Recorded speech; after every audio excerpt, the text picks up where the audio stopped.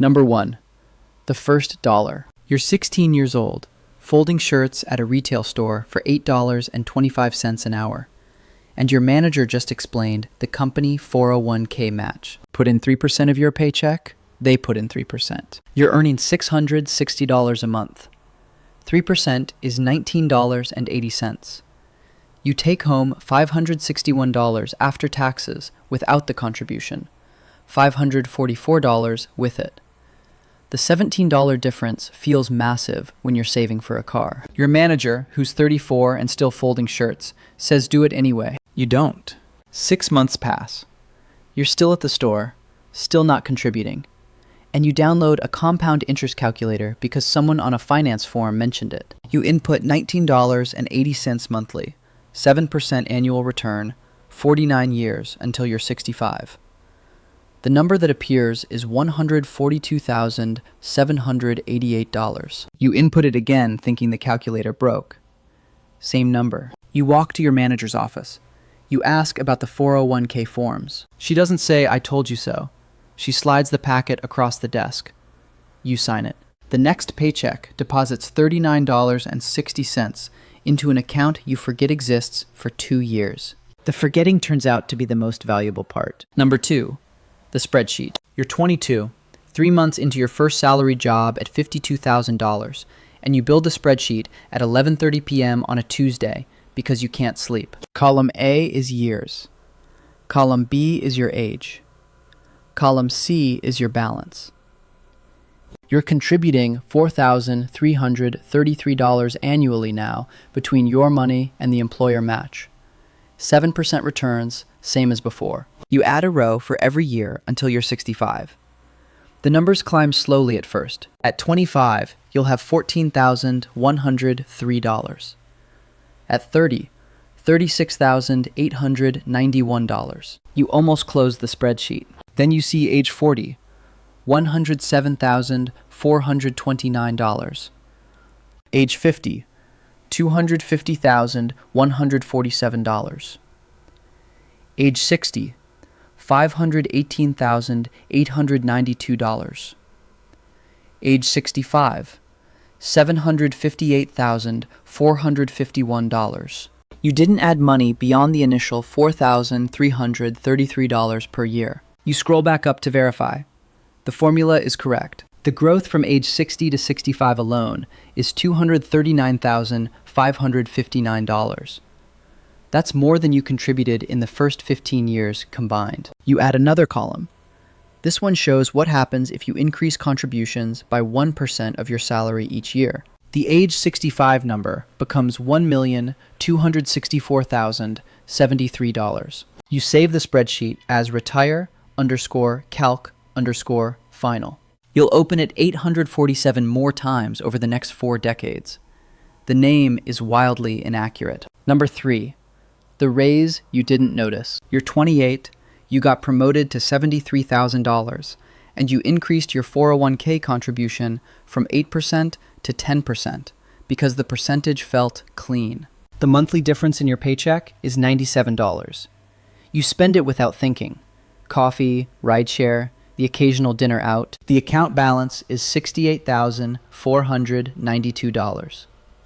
You check it twice a year, feel vaguely pleased, close the tab. What you don't track is the invisible shift. Your contributions are now $7,300 annually.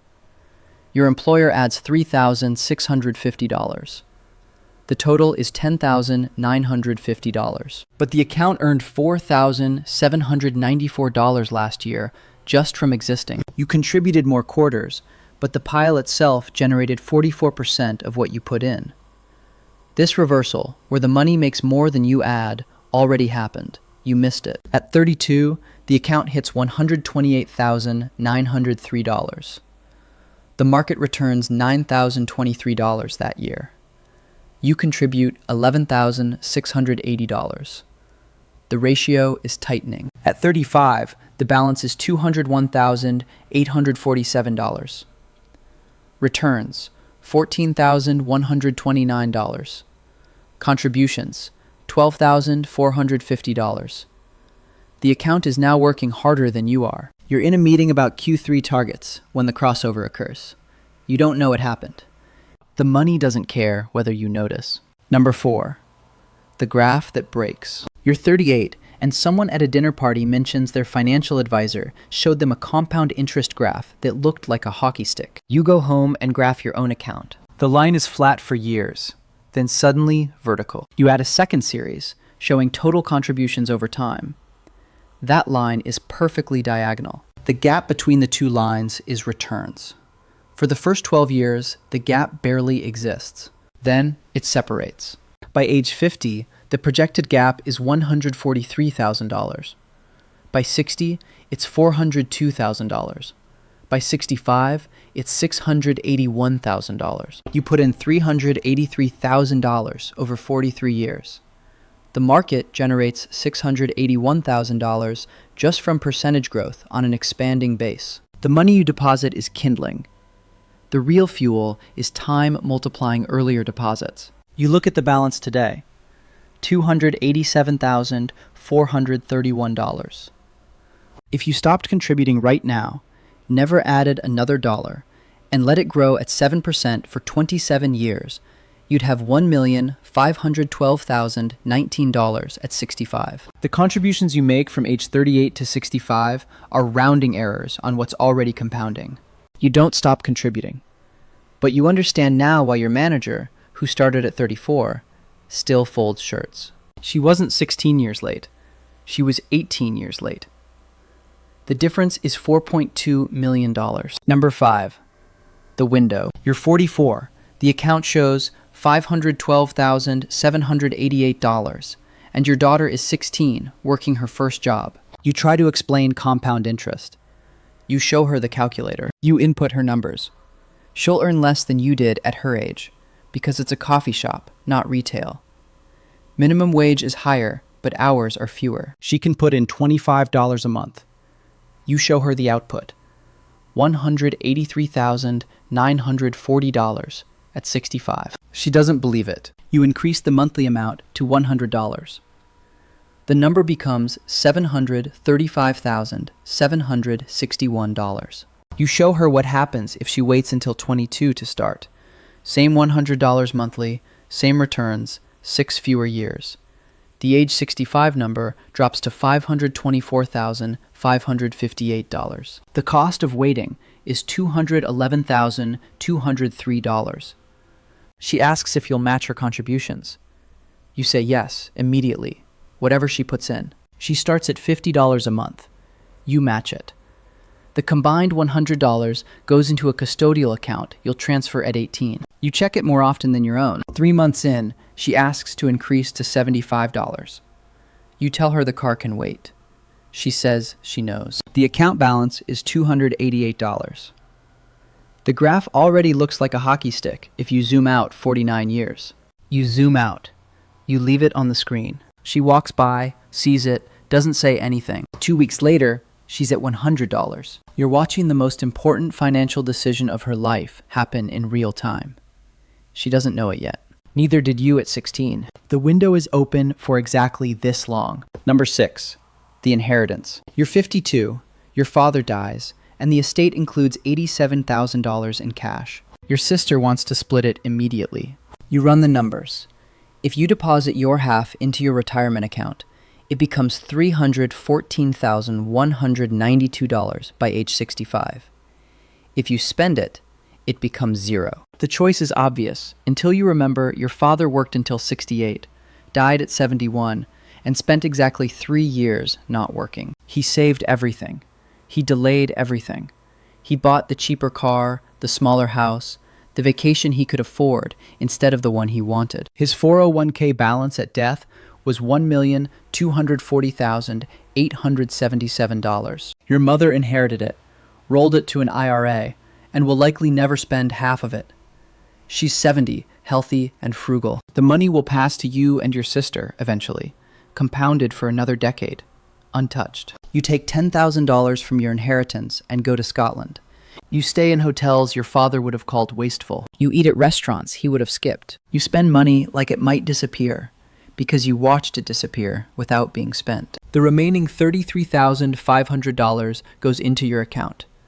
It will become $120,381 by 65. You'll probably die with most of it intact. Your children will inherit it. The compound interest will compound across generations, financing experiences none of you take. The math works perfectly. The logic is airtight. You're doing exactly what breaks when it works. Number 7, the scenario. You're 58. The balance is $1,847,293, and you start modeling scenarios. Retire at 62. The account lasts until 88 at $78,000 annual withdrawal. Retire at 60. It lasts until 84 at the same rate. Retire at 65. You can take $91,000 annually and never deplete principal. You build spreadsheets comparing withdrawal strategies. You graph tax implications. You model Roth conversions, required minimum distributions, Social Security claiming ages, healthcare costs, inflation adjustments. The scenarios multiply. The variables interact. The optimal path requires predicting your death year, future tax rates, market returns for 3 decades, and your spending patterns in cognitive decline. You can't predict any of it. The account grows while you model. In the 6 months you spend building scenarios, the balance increases by $142,000. That's more than your annual spending. The compounding continues, regardless of whether you touch it. You're 58 years old, financially independent by every definition, and you don't retire. Not because you love the work, not because you need purpose, because the scenarios all assume you stop adding money, and stopping feels like breaking something that works. The compounding doesn't need you anymore. You need it. The reversal happened somewhere in the gap between contributing and coasting. You're on the vertical part of the hockey stick. The curve is steepest right before you'd leave. Stopping now means walking away from the fastest growth you'll ever see. The math says you can. The graph says you shouldn't. You stay. Number 8, the certainty. You're 64. You retire in 11 months, and the account shows $2,680,447. You'll take $107,218 the first year under the 4% rule. That's more than you ever earned working until age 47. The money you didn't spend at 16, 22, 28, 35, 44, and 52 became money you'll spend at 65, 72, 79, and 86. The exchange rate was absurd. Every dollar at 16 became $32 at 65. Every dollar at 28 became $8. Every dollar at 52 became $2.14. You didn't know the rates when you made the trades. You knew compounding existed. You didn't understand it was a graph with an inflection point, a hockey stick, a curve that stays flat until it doesn't. Someone new starts at your company. She's 24, makes $56,000, and asks about the 401k during orientation. You tell her to contribute the maximum she can tolerate. She says she's saving for a wedding. You tell her to contribute anyway. You don't mention your balance. You don't show her the graph. You just say the match is free money, and time is the only thing that matters. She nods politely. She'll contribute 3%, maybe 5%.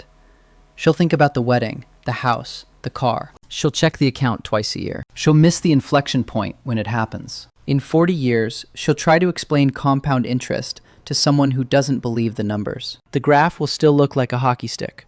The curve will still break in the same place. You finally understand it the year before you stop benefiting from understanding it. The money continues compounding. The market opens tomorrow. You're done contributing. The pile works without you now.